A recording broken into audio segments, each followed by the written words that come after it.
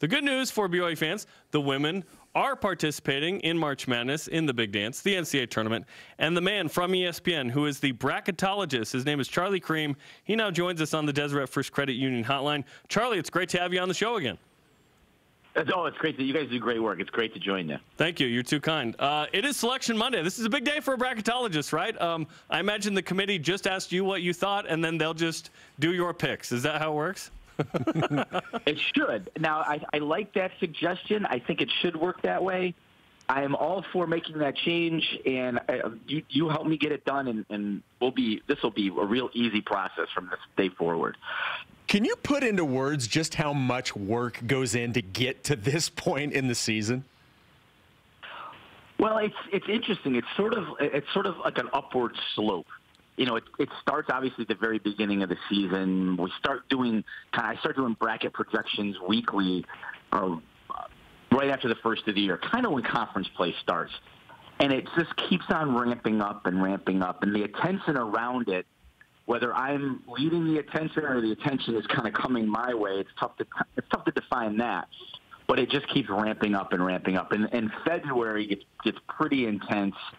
And, of course, once we hit March, especially this year where the selections are a little bit later in March than we normally get, so we've had more time here in March to sort of absorb and digest this. It's pretty intense in March. Bracket updates every day. Shifting teams on a constant basis, having to make decisions on the fly as teams win and lose, and especially in conference tournaments going back a full week when the majority of the bigger conferences and the WCC as well play their conference tournaments. So it's a lot of work as we get into February, March. It's a lot of fun, but it's I would consider it kind of like a pedaling a bike uphill. In the beginning, you're kind of in eighth gear, and then by the end, you're cranking it like second gear, trying to get faster and faster. And it culminates in tonight at 7 Eastern time, the selection show. In your latest bracket, as of 11 Eastern last night, you have BYU as a 7 seed. Has that changed at all?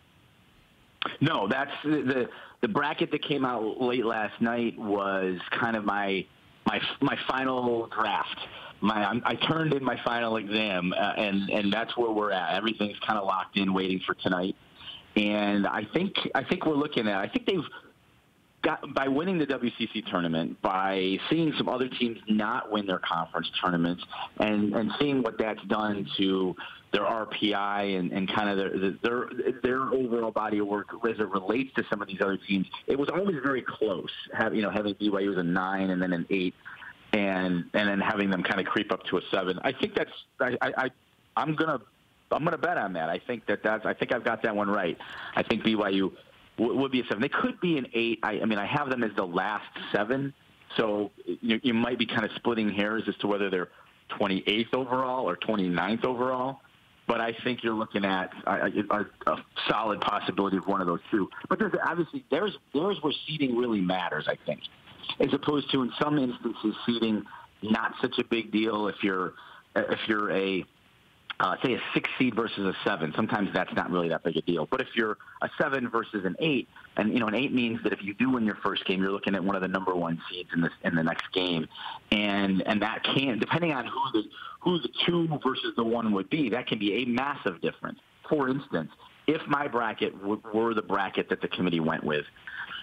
Even though BYU is the last 7, it's a pretty good matchup for them if they were to get, say, Iowa in the second round. Iowa's the weakest too, and BYU gets placed there because of geography and some other bracketing rules. That's a good setup. If they fall one spot on my overall board, then they become the 8, and they're likely going to play in South Bend, and Notre Dame would be their second opponent. Big difference between Notre Dame and Iowa. So being a 7 here could be huge for BYU versus being that 8. To give our fans an idea of just how much BYU helped itself with that win over Gonzaga in the championship game, had BYU not won that game, where do you think their seeding would be heading into tonight? Versus a 7 now, which you think, where do you think it would have been had they not won that game? It certainly would have been no better than an 8. And then we would get into the scenario I just painted. So that win has the potential to be huge for them. It may have gotten them out of an 8-9 game. It gave them, having the 3 wins over Gonzaga, a team that the committee had in its first reveal in the top 16. First of all, it proves that the 2 earlier wins in the regular season were certainly no fluke. And Gonzaga came into that game with some injuries, sure, but it proved that BYU is at that level. And if you're starting to talk about where Gonzaga should be seated versus where BYU should be seated, that now carries some weight when you're talking about 3 wins. So it was pretty big. And I have Gonzaga now as a true 6, but because of a procedural situation, had to be bumped to a 5. So in reality, the 2 teams are pretty close to each other on the overall board. We're talking with ESPN's women's basketball bracketologist Charlie Creme on BYU Sports Nation. Explain to us the difference, if there is any, in terms of how the bracket is made on the women's side versus the men.